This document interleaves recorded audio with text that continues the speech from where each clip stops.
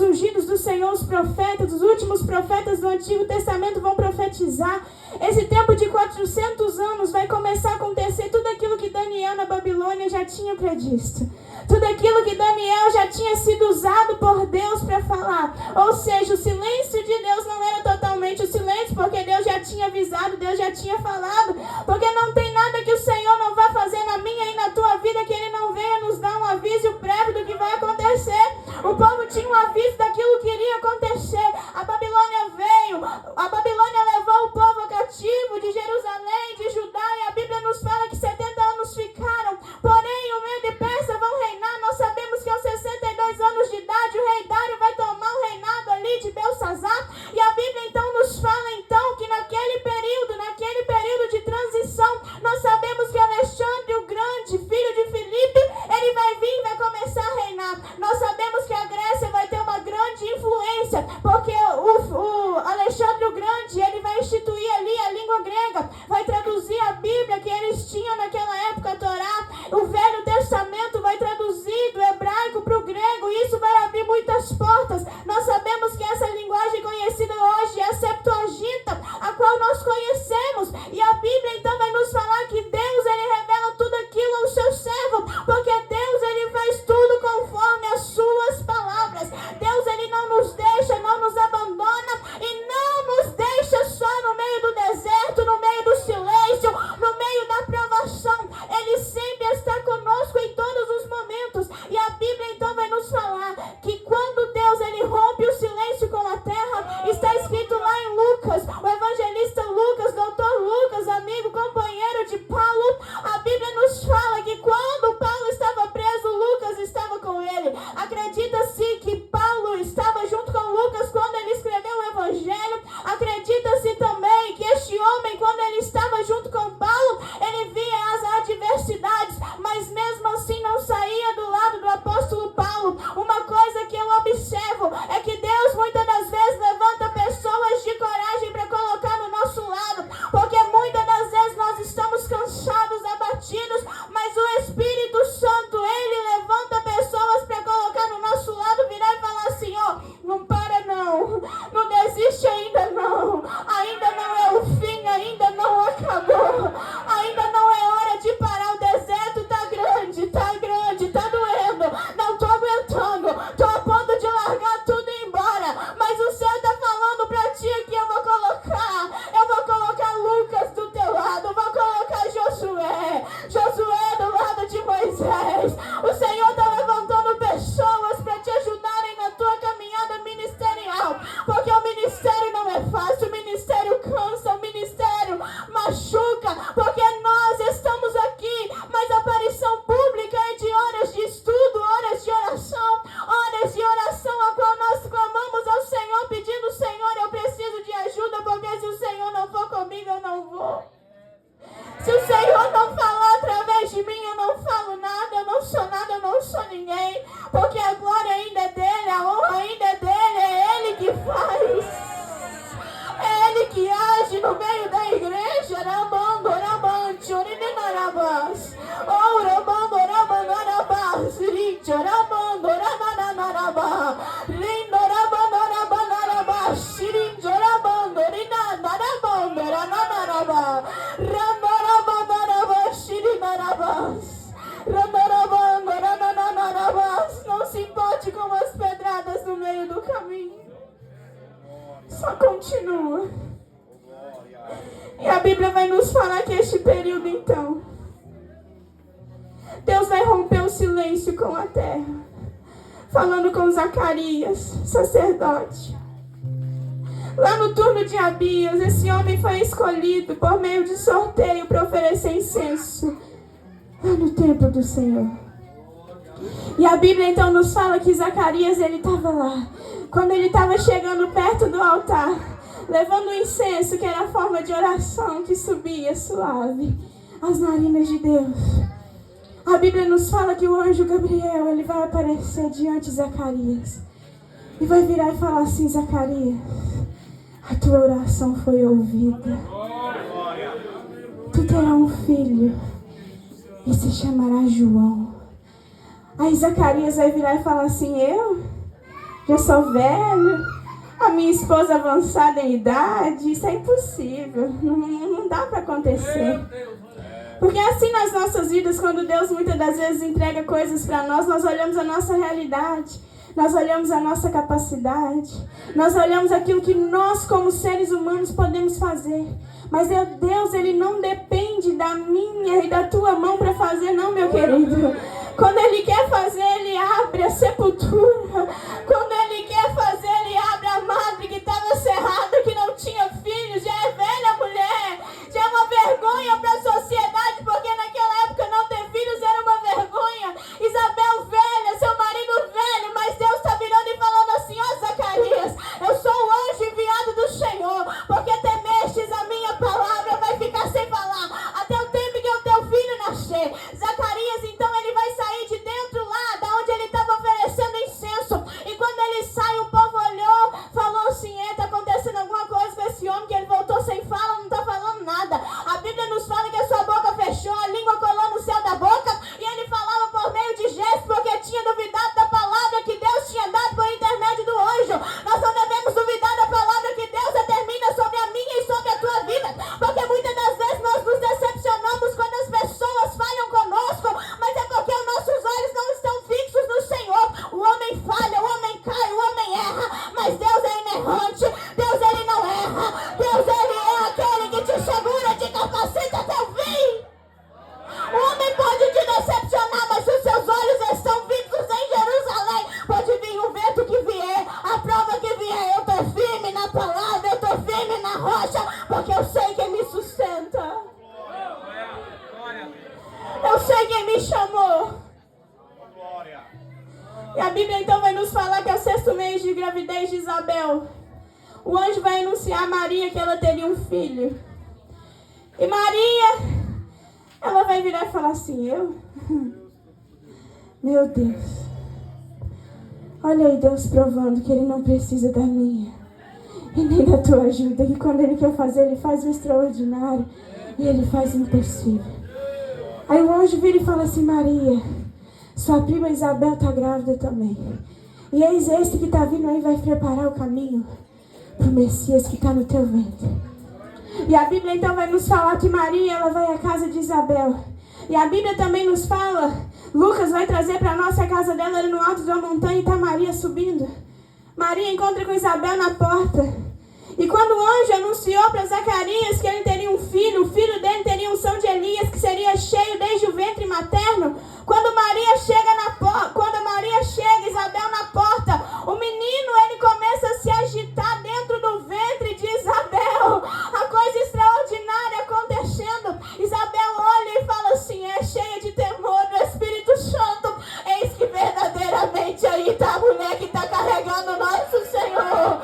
Eis que está vindo aí algo que ninguém ainda gerou. Está vindo algo diferente. Aquelas mulheres tomadas pelo Espírito Santo e João, que seria posteriormente o João o Batista, cheio do Espírito Santo desde o ventre. O Senhor está falando comigo que tem gente aqui que é cheio do Espírito Santo desde o ventre. Por isso que tu não está entendendo nada, provação, mas é por causa do chamado que tu está passando. Não estou entendendo nada do que eu estou passando, mas o Deus que de Israel me trouxe aqui para te dizer: não temas, somente continua. E a Bíblia vai nos falar então que João vai crescer ali comendo mel silvestre no deserto. Não tinha uma vida muito fácil, detestado pela mulher de Herodes. E a Bíblia nos fala que ele tem uma morte triste. Salomé induz ao rei, pede a cabeça dele numa bandeja, o último profeta da linhagem dos profetas, João Batista. E Jesus vai se entristecer quando sabe da notícia que ele tinha morrido. Muitas das vezes é assim na nossa vida. O inimigo de todo jeito quer parar o meu e o teu ministério, quer parar a chamada que Deus tem sobre as nossas vidas. Mas quando Deus nos chama, Ele capacita até o fim. E eu quero entrar mais um pouquinho à frente. Jesus na ceia. E a Bíblia vai nos falar então Que Jesus vira e fala assim para os seus discípulos: preparar a ceia, vão lá. Saiam da cidade, vocês encontrarão um homem com um cântaro de água. Sigam este homem até a casa que ele entrar. E ali vamos realizar a ceia. A Bíblia vai nos falar que quando o Senhor estava indo repartir o pão, ele vira e fala assim: um dos que estão aqui vai me trair esta noite. Uns dos que estão aqui entre os 12 vão me trair esta noite, aquele que eu entregar.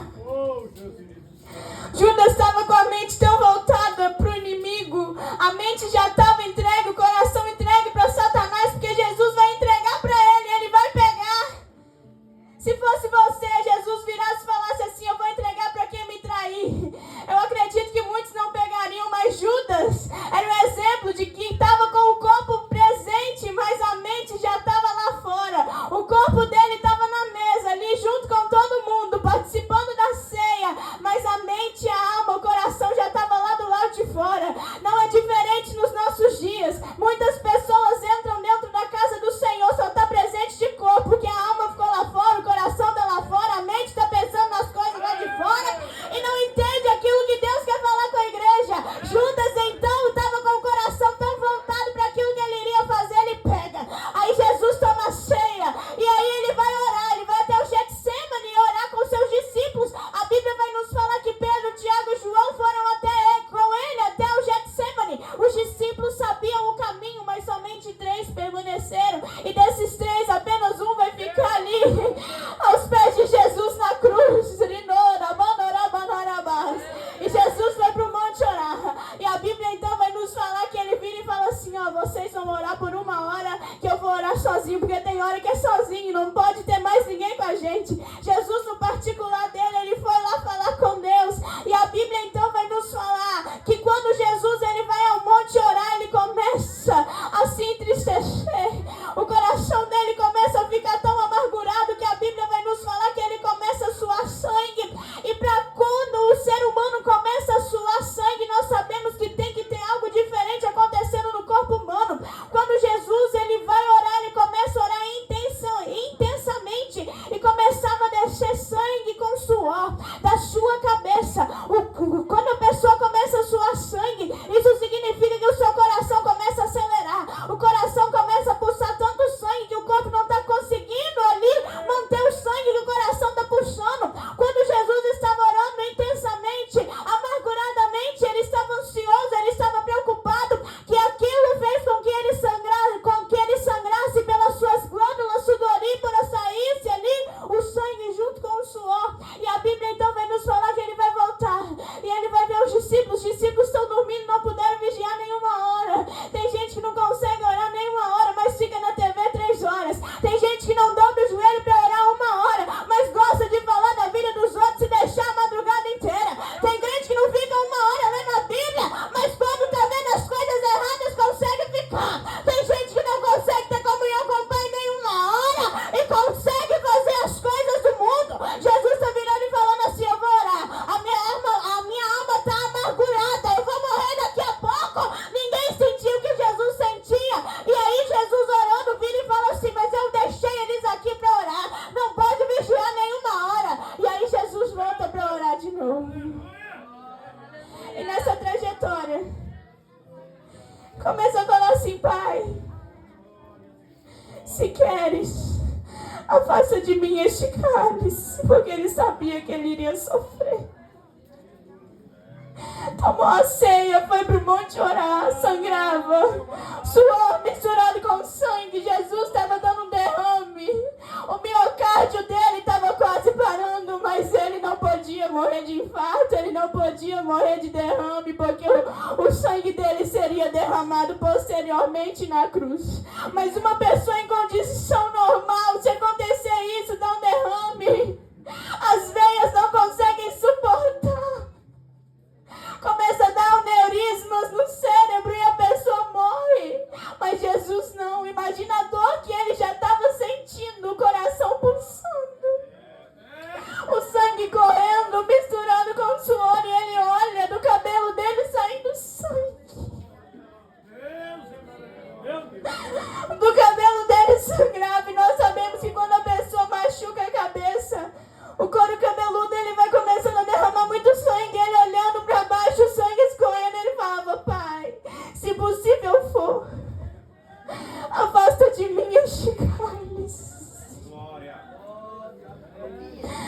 Bíblia vai nos falar que ele vira e fala assim: contudo, não se faça a minha vontade, mas a tua vontade. Eu imagino que os anjos estavam olhando para Jesus aqui do céu, falando com Deus: Senhor, Jesus está sangrando, está sofrendo, está clamando por ti. E Deus está olhando o filho dele aqui embaixo e falando assim: eu não vou fazer nada porque a escolha vai ser dele. Deus não vai interferir na escolha do filho. E eu imagino que o diabo estava ali ao teu redor pensando assim: agora ele não vai aguentar, agora ele vai parar. Está clamando por ajuda. Está clamando porque não está aguentando. E a Bíblia nos fala que pela terceira vez Jesus volta a Pedro, Tiago e João e dormindo mais uma vez. Jesus, entristecido, vira e fala assim: levantem-se e orem para que não caiam em tentação. E a Bíblia então vai nos falar que enquanto Jesus ainda falava, eis que chegou uma multidão. E um dos 12, que se chamava Judas, ele vinha à frente. E ele se aproximou de Jesus para dar um beijo no rosto. Mateus vai trazer para nós que Jesus vai virar e falar assim no ouvido dele: amigo, o que veio fazer, amigo? Judas traindo Jesus com um beijo no rosto. Jesus vira e fala assim: amigo, o que vieres fazer aqui, amigo? Chorabam, chorabás.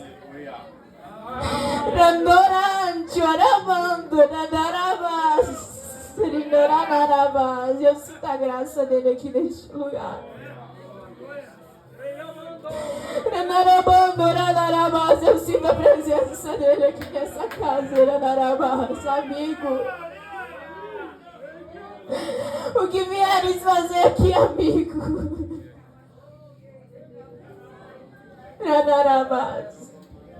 E um fato interessante é que quando chegou a multidão armada, os soldados veio para prender Jesus. Quando eles perguntam assim: cadê o Messias, cadê o Mestre? Jesus vira e fala assim: eu estou aqui. Quando Jesus responde, eles caem de cara no pó. E nem isso mexeu com o coração de Judas. O temor saiu do povo brasileiro, o tremor. O tremor acabou no meio do povo, não treme mais diante da majestade.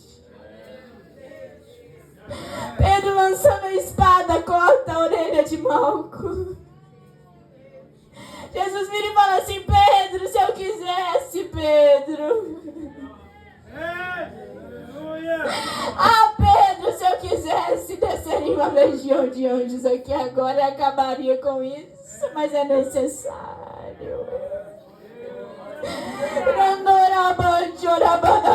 Tem coisa que é necessária, tá doendo. Tá doendo, mas é necessário. Tá doendo, o chicote tá estalando, mas é necessário. E Jesus vai. É levado ali, então, para a casa de Caifás. E ali na madrugada, eles começam um julgamento. Não acontecia julgamento de madrugada, mas o de Jesus foi exceção, levaram ele.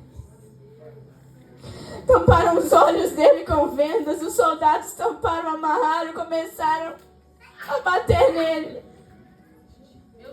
E falavam assim: tu não é o Cristo. Fale para nós agora, profetiza quem é que está te batendo. E uma coisa que indignava eles é que mesmo ele apanhando, não saiu uma palavra de sua boca. Profetiza, tu não é o Cristo. Profetiza agora quem é que está te batendo. Nenhuma palavra foi ouvida da boca do mestre. Como ovelha muda foi levada ao matadouro. Pelo meu e o teu pecado. Inocente de toda a culpa foi levado ao meu e ao teu lugar. E Jesus ali apanhando, sendo chicoteado. Pela manhã vai ser levado a Pôncio Pilatos. Jesus não jantou na noite passada, nem tomou café da manhã. Muito menos vai almoçar e ter café da tarde na sexta-feira. E o povo começa a virar e falar assim com Pilatos: encontramos este homem pervertendo a nossa nação, impedindo que se pregue, que se pague o imposto a César e afirmando ser ele o Cristo Rei. Aí Pilatos vai virar e falar assim para ele: você é o rei dos judeus? E Jesus disse assim: o Senhor está dizendo isso. Aí Pilatos vai virar e falar assim: ó, eu não vejo culpa nenhuma nesse homem, não vejo crime em suas mãos.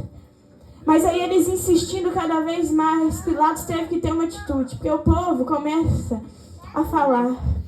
E não tem líder que consiga ouvir falação demais na cabeça. Pilatos sabia que ele era inocente. Mas o povo começava a falar: não é inocente. Está falando que ele é o rei. Não quer que pague o imposto para César. Aí Pilatos vai ficar sabendo que ele não era daquelas terras, era Galileu. Manda então para o governador Herodes. E na presença de Herodes, Jesus ele vai ser levado. Herodes vai ficar feliz e vai pensar que Jesus, na presença dele, iria fazer algum feito, alguma maravilha, algum sinal. Porque a fama de Jesus, no período de 3 anos do seu ministério, correu por toda aquela região. Só que o mestre não veio fazer milagre dessa vez, ele estava indo ser julgado. Aí Herodes perguntava, falava com ele, e ele não respondia.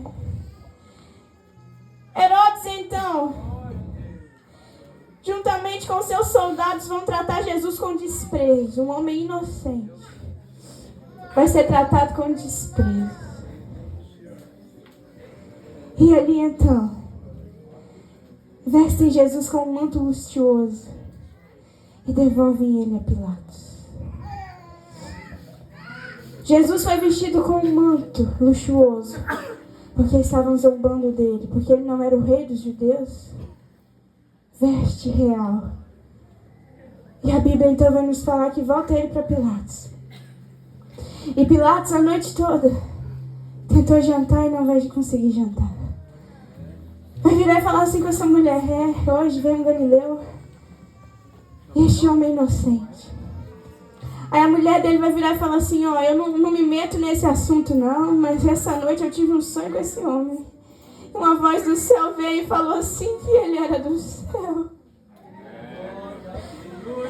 E a Bíblia então vai nos falar que Pilatos, ele conhecia a lei, ele sabia da lei romana, então ele vai começar a procurar na lei judaica algo para livrar Jesus, porque ele sabia que era sangue inocente.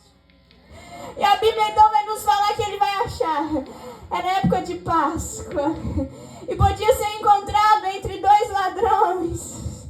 Um para ser dispensado. Então ele vai chegar e vai virar e falar assim com o povo pela manhã: olha, agora é Páscoa na lei de vocês. Não era na lei romana não. Era na lei dos judeus. Os judeus não tinham poder para matar. Entregaram para quem podia matar. Porque tem gente que não tem poder para matar, mas quer levar para quem pode. Roma podia matar, mas nem Roma queria matar, pegar sangue inocente com suas próprias mãos. Aí Pilatos vai virar e falar assim: olha, na lei de vocês está escrito que nós podemos liberar um. Aí ele vai virar e falar assim: eu quero um homem que é popular. Então vai chamar Barrabás. Barrabás era um ladrão ali que estava sendo condenado. E aí ele vai virar e falar assim com o povo: ó, tu vai querer Barrabás? Solte Barrabás ou solte Jesus? Aí o povo, comprado pelo sumo sacerdote, porque alguém que estava lá no palácio ouviu Pilatos falando com a mulher dele, foi, correu, falou para os judeus. Os judeus então fizeram um corre ali, compraram o povo com as 30 moedas que Judas tinha deixado. Nessa hora Judas foi embora, pegou a corda para se matar, porque a alma já estava sendo entregue, mas eu creio que se ele não tivesse se matado, Jesus perdoaria. E ali aquele povo comprado vai virar e falar assim: solte Barrabás. Aí Pilatos vai virar e falar assim: o quê?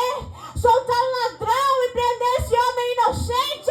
Aí o povo vai virar e falar assim: queremos que solte Barrabás. Barrabás então vai ser solto. E Pilatos vai virar e falar assim: ó, vai pegar uma bacia, lavar a mão, vai virar e falar assim: eu lavo a mão do sangue inocente, eu não tenho nada a ver com isso.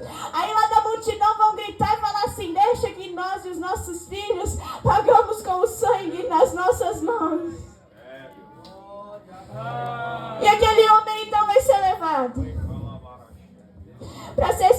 chicoteado.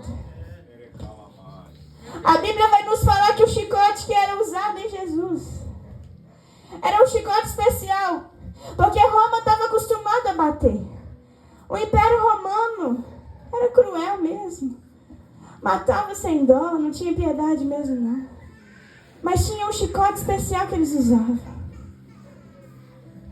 E o chicote para bater em judeu era diferente, porque o chicote que eles batiam no povo romano, quando dava a primeira chicotada, os romanos já caíam de joelho. Mas quando era para bater em judeu, ele estava tomando a chicotada. A chicotada estava vindo, mas eles não se dobravam. Porque eles viravam e falavam assim: eu só me dobro perante a Jeová. Não me dobro ao Império Romano, eu só me dobro perante Jeová. Só me dobro perante a Jeová. E o chicote, ele era feito, e nas pontas dele tinha pedaços de metais e pedaços de ossos de carneiro triturado. E quando batia nas costas de Jesus, começava a rasgar tudo. E mais ou menos eram 70 chibatadas que eles davam nos judeus. E quando chegava ali nas 70 chibatadas, os judeus não aguentavam e caíam para o lado. E quando o chicote batia, os romanos não olhavam para onde estava batendo, só batia. E o chicote pegava no rosto de Jesus, pegava no olho de Jesus, pegava no pescoço, porque Jesus mais ou menos tomou umas 400 chibatadas. Com aquilo para dilacerar, imagina a dor. Até chegar ao Calvário, a gente acha que isso foi só a cruz que foi dolorosa, mas o caminho. 400 chibatadas, Jesus caiu. O chicote começou a entrar dentro do olho, da boca, do rosto, do pescoço. 400 chibatadas. E para humilhar ainda mais o mestre, tiraram a roupa quase seminu na frente do povo. E para um judeu isso era extremamente vergonhoso. Só que quem sabe, quem já machucou, que quando a gente rala o joelho, vai tirar a roupa assim, ou vai tomar um banho. Imagino eu, coloco uma gaze em cima de um joelho ralado, se você for tirar ali, imagina a dor. 400 feridas abertas, tiraram a roupa.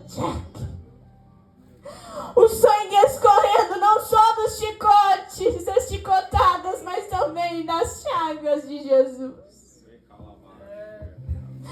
Colocaram a cruz para ele carregar, e no caminho doloroso de 600 metros, Jesus nesse período já tinha perdido mais ou menos uns 3 litros de sangue, não tinha comido nada. E Jesus está indo ao caminho da crucificação.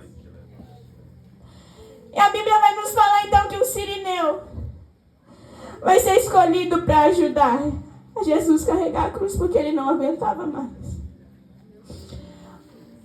O ato do chicote era tão forte que tinham judeus, tinham condenados que nem aguentavam chegar ali na crucificação, que já morriam só com as chicotadas. Mas Jesus não. Aguentou até o fim. E o sirineu veio, foi escolhido para ajudar Jesus a levar. Puseram a cruz de Jesus sobre os seus ombros. E Jesus está levando a cruz. E quando chega lá em cima, Jesus já cansado, a noite toda acordada, a madrugada inteira, sem comer, sem beber, sendo espancado a madrugada inteira, chicoteado no trajeto da cruz. Arrancaram suas roupas, suas feridas expostas, o sangue saindo. Chega no alto da cruz. Antes de ser crucificado, colocam nele uma coroa de espinhos, feita de madeira de acácia, com espinhos de mais ou menos 13 a 15 centímetros. Batiam com um martelo para entrar. Era como se fosse um capacete sendo colocado, só que em forma de uma coroa de cruz. E os espinhos entrando para perfurarem o crânio de Jesus. Agora não só a dor do chicote, mas a dor dos espinhos entrando em seu crânio e dilacerando tudo. E ele vai chegar até a crucificação. A Bíblia vai nos falar então que os romanos, eles marcavam os lugares para serem batidos os pregos, para na hora de colocar na mão ser mais fácil de pregar o crucificado. E a Bíblia nos fala então que quando colocaram o primeiro braço, deu certo, perfuraram com um prego quadrado a mão de Jesus. Mas quando foram colocar o outro, não deu certo, porque a cruz era feita sob medida, 5 dias antes da pessoa ser crucificada, e a cruz não era dele. A cruz não pertencia a ele. E eles vão puxar o seu braço esquerdo para estender, para pregar com o prego. E é por isso que nós vemos que eles têm que amarrar os braços. Porque corria o risco ainda de o prego não segurar e ele cair lá de cima. E a Bíblia então vai nos falar que amarram os seus braços, as mãos já estão prendidas, aí vai chegar no pé. Prende-se o primeiro pé. Mas o segundo era mais doloroso ainda, porque prendia-se um pé em cima do outro. E um prego em cima do outro, imagina a dor. A posição que Jesus estava não era uma posição ereta, era uma posição, um ângulo de 45 graus. E aquilo dificultava a respiração de Jesus. Nós vamos encontrar evidências médicas de que se Jesus não tivesse apoiado as mãos nos pregos, segurado e apoiado os seus pés, ele achou uma posição para aguentar 3 horas ali ainda na crucificação. Jesus então ele segura os pregos com as mãos e ele apoia sobre os seus pés o peso do corpo para lançar o corpo para trás para poder respirar, porque o pulmão já não fazia mais o seu papel. O sangue já estava lá, já estava tudo sendo destruído por dentro. A dor era imensa. E Jesus então ele consegue respirar. Mas com muita dificuldade, porque o ar entrava, mas não saía. E nós sabemos que o ato da respiração, nós sabemos que quando nós estamos respirando, liberação do gás carbônico, entra o oxigênio, mas tem que sair, porque senão nós vamos ser asfixiados. Jesus, se ele não tivesse feito esse movimento de segurar ali e vir um pouquinho para trás, ele duraria mais ou menos uns 15 minutos. E nos seus últimos suspiros, a Bíblia vai nos falar que Jesus vai olhar para o céu, vai virar e falar assim: Pai, nas tuas mãos eu entrego o meu espírito. E dizendo isso, expirou. E antes dele expirar e entregar o seu espírito, 2 ladrões estavam um do lado e outro do outro, sendo crucificados. E um ali, acredito eu, enviado do demônio, vai virar e falar assim: tu não é o rei dos judeus? Desce daí. Salva-te a ti mesmo. Mas Deus, ele é tão misericordioso que o outro ladrão vai virar e falar assim: ei, cale-te, nós estamos aqui porque é merecido, mas esse homem é o rei dos judeus, não fez nada. Ó Senhor, rei dos judeus, lembre-te de mim quando chegares no paraíso. Aí Jesus vai virar e falar assim: hoje mesmo estarás comigo no paraíso. E no seu último suspiro, apoia as mãos sobre os pregos, segura e vai para trás. Senhor, eu entrego a minha alma. Imagino eu, o Pai, olhando lá de cima, porque Jesus virou e falou assim: Senhor, por que me abandonaste? Imagino eu que Jesus olhando para o céu, ele olha para o céu e vira e fala: papai, por que me abandonaste? Imagino eu os anjos lá de cima falando: Deus, olha o teu filho, tá clamando por socorro lá embaixo. Ai, Deus não olha, porque Deus amou o mundo de tal maneira, arabante, orabarabante,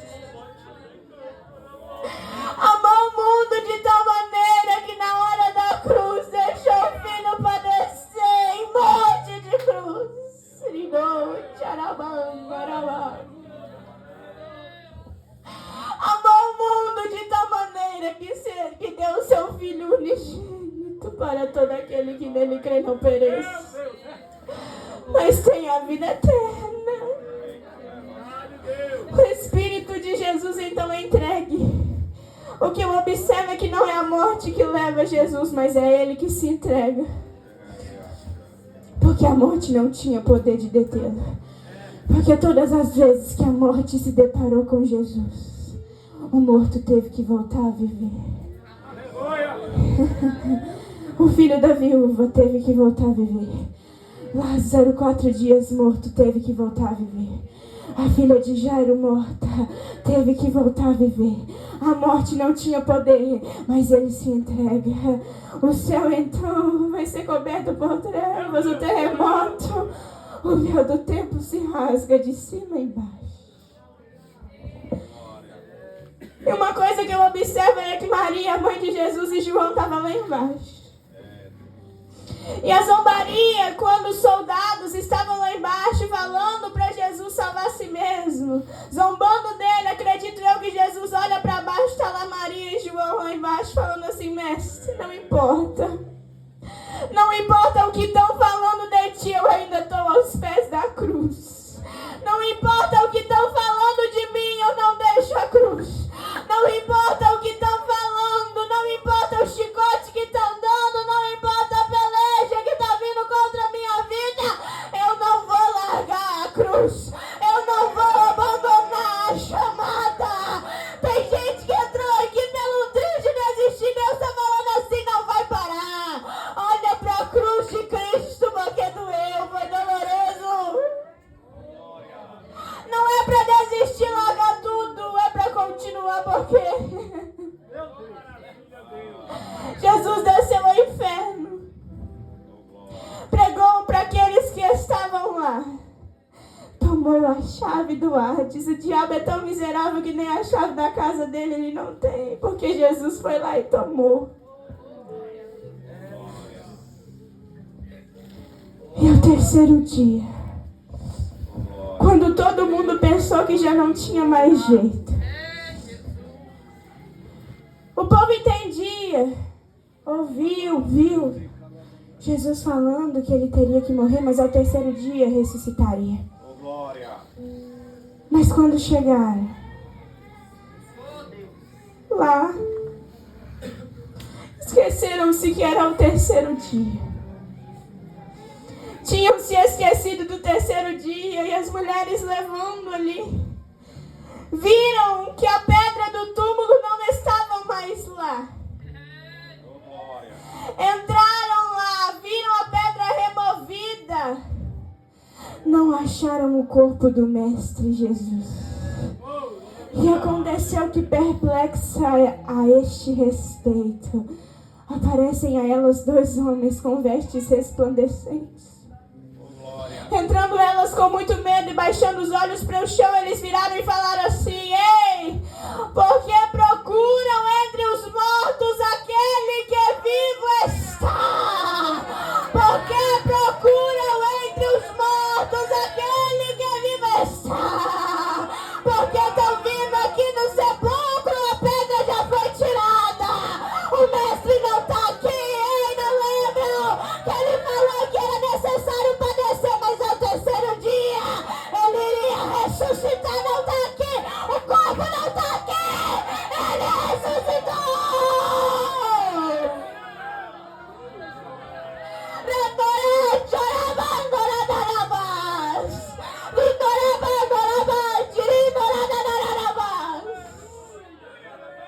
Não está aqui, ele ressuscitou.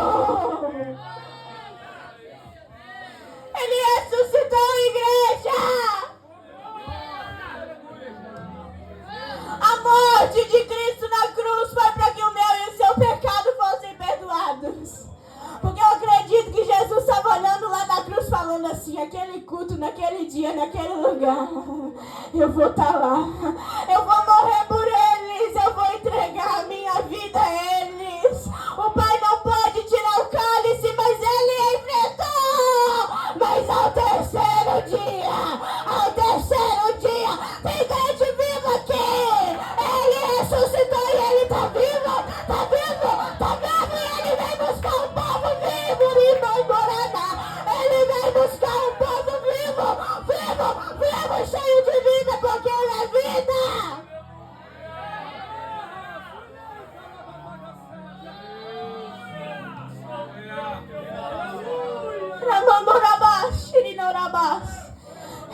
buscar um povo vivo, porque nem a morte pode segurar.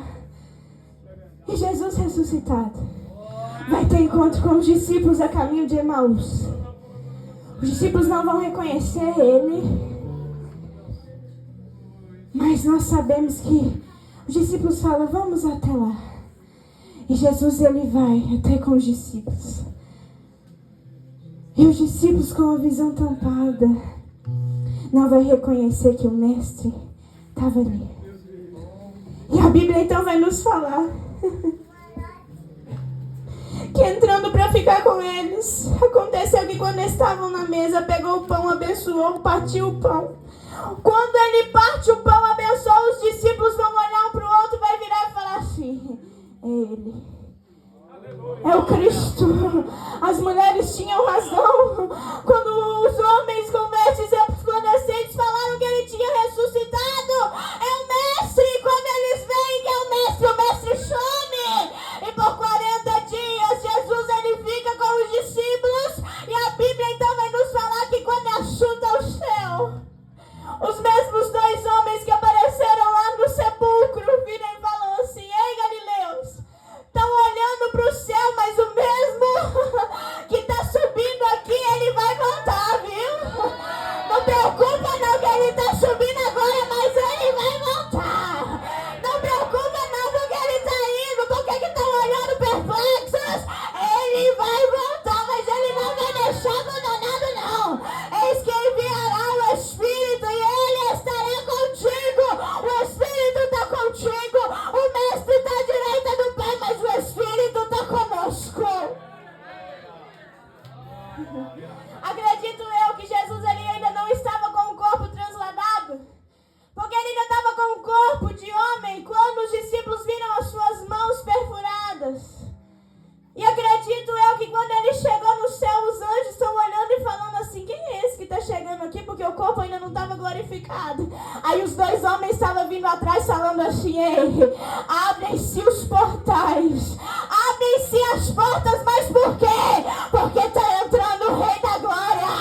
Abrem-se os portais porque o Rei da Glória está entrando. Abrem os portais, abrem os portais porque o Rei da Glória está entrando. Onde ele entra, tem cura, tem milagre, tem renovo, tem batismo. Aonde ele entra, tem que se curvar. Abre esses botões, porque é esse que está entrando, o Rei da Glória. O Rei da Glória está entrando. Mas não parou por aí, não. Em Atos dos Apóstolos, depois de sua ascensão, Jesus vira e fala assim, antes de subir aos céus, ficai em Jerusalém, até que do alto sejais revestidos de poder. Ficai em Jerusalém, porque o que eu vou mandar é coisa extraordinária. O que o Senhor vai mandar, a igreja não se compara com aquilo que nós vimos, ouvimos, queremos, pensamos, planejamos. E a Bíblia então vai nos falar que de 500, 120 ficaram na casa. E cumprindo-se o dia de Pentecostes, 50º dia da colheita, 120 crentes reunidos num só lugar. E eu acredito que eles estavam assim, ó Espírito, desce. A oração que eles clamavam, ó Espírito, desce. Ó Espírito, desce. Ainda tem clamor da noiva sobre a casa. Ainda tem esperança de que o noivo vai voltar. Ainda tem uma noiva que anseia pela volta dele aqui neste lugar. Ainda tem um povo que não se corrompeu com o sistema totalmente maligno do nosso tempo, mas tem um povo diferente que carrega a cruz junto com Cristo, tá virando e falando assim, eu não posso, mas com ele eu posso.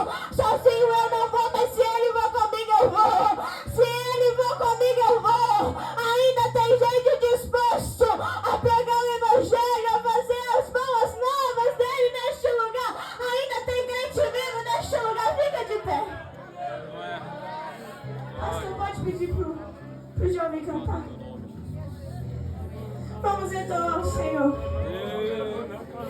Deus, Ele procura um povo vivo. Porque Ele está vivo.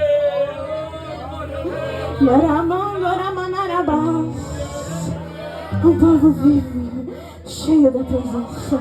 Porque desse jeito não vai chegar lá não, viu?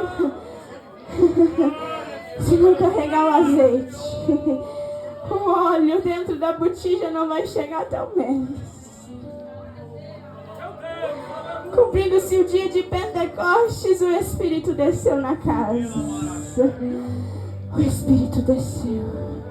O Espírito desceu. O Espírito desce. O Espírito desce. O Espírito desce. O Espírito desce.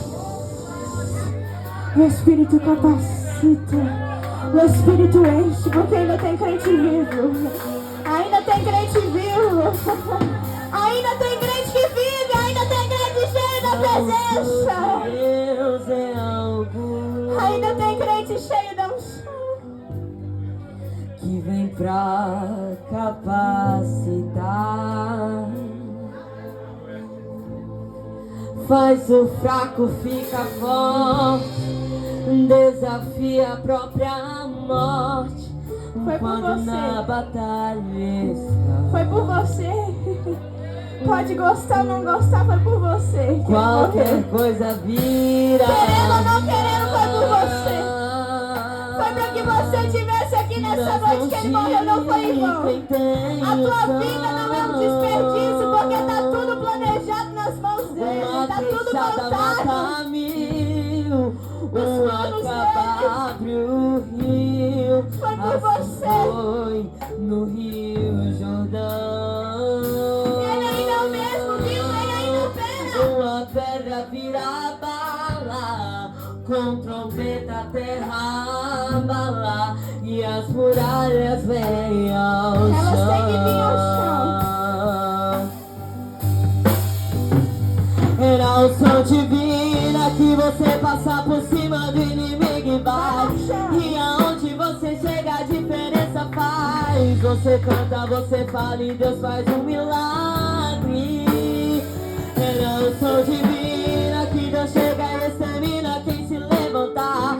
Mesmo que esteja preso, começa a cantar. E que Deus manda um anjo forte e a cadeia abre. É na unção, encontrar poder. É na unção que se aprende a vencer. Quem é ungido vence, nunca é vencido. Em nome de Jesus você está ungido. É na unção que se encontra poder. É na unção que se aprende a vencer. Quem é ungido vence, nunca é vencido. Em nome de Jesus você está ungido.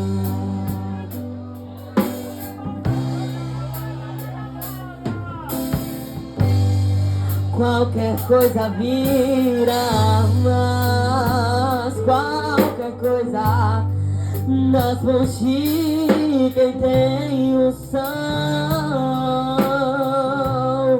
Uma queixada mata mil, uma acaba abre o rio. Assim foi no Rio Jordão. E uma pedra vira bala, e com trombeta a terra abala, e as muralhas vêm ao chão. E é na unção divina que você passa por cima do inimigo e vai. E aonde você chega a diferença faz. Você canta, você vale, Deus faz um milagre. E é na unção divina que Deus chega e extermina quem se levantar. E mesmo que esteja preso, começa a cantar. Se Deus anjo forte e a cadeia abre. É na unção que se encontra poder. É na unção que se aprende a vencer. Quem é ungido vence, nunca é vencido. Em nome de Jesus você está ungido. É na unção que se encontra poder. É na unção que se aprende a vencer. Quem é ungido vence, nunca é vencido. Em nome de Jesus você está ungido. É na unção que se encontra poder. É na unção que se aprende a vencer. Quem é ungido vence, medo. Em nome de